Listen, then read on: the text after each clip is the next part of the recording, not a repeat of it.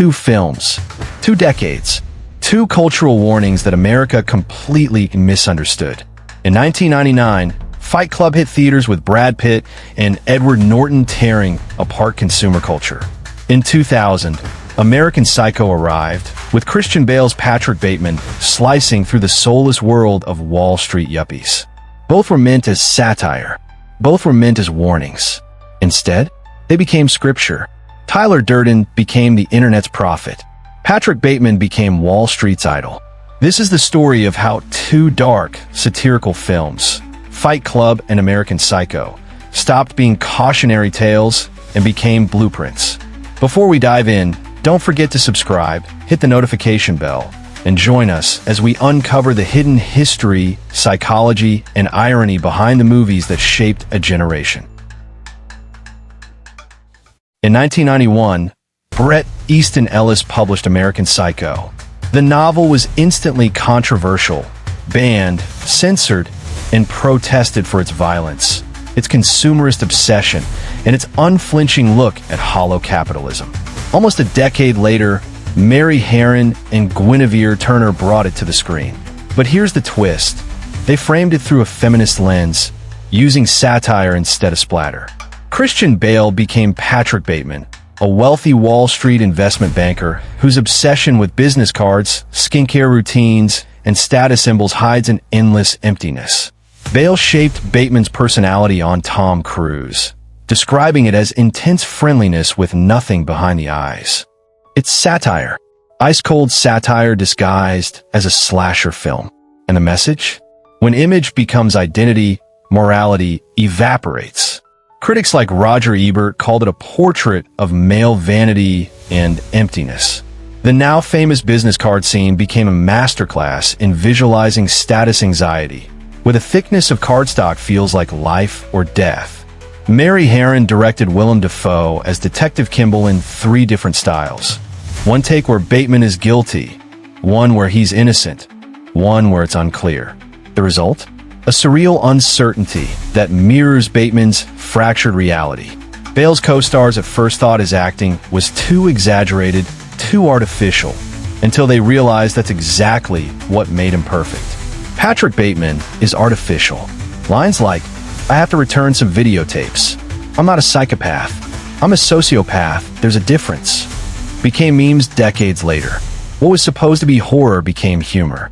What was meant as critique became aspiration. Because instead of rejecting Bateman, culture idolized him. Wall Street bros put his quotes on posters. His workouts became lifestyle advice. His emptiness became a role model. 3 years before American Psycho hit the big screen, another novel made the leap. Chuck Palahniuk's Fight Club had been a hard sell in Hollywood. Too strange, too violent, too cynical. But director David Fincher saw its potential. The result? A 1999 film that mixed philosophy, nihilism, and bare-knuckle fights into a Molotov cocktail. Edward Norton played the unnamed narrator, suffocating under IKEA catalogs and meaningless corporate work. Brad Pitt played Tyler Durden, his charismatic alter ego, the man who says out loud what every alienated young man secretly feels. You're not your job. You're not how much money you have in the bank. You're not the car you drive. You're not the contents of your wallet. Fincher filled the film with hidden jokes. Starbucks cups appear in nearly every scene. Subliminal flashes of Tyler appear before his reveal. The soap factory mocks consumerism by turning human fat into luxury goods. The cinematography by Jeff Cronenweth drenched the film in grime, making every shot look like a world rotting from the inside. And then there's the soundtrack. The Pixies' haunting Where's My Mind? Playing over skyscrapers collapsing. The end of the world delivered as romance. The film's core philosophy?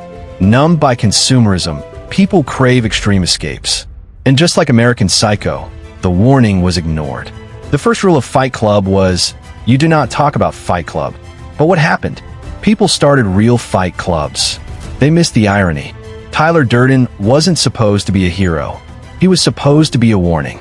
Instead, he became a prophet of internet masculinity, quoted endlessly in forums and memes.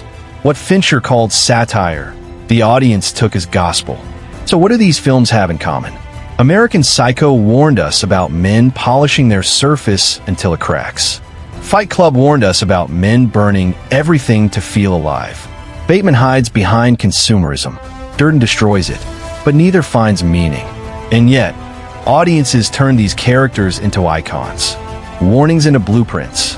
Bateman's obsession with appearance became fitness culture goals. Durden's rejection of consumerism became internet anti-establishment philosophy.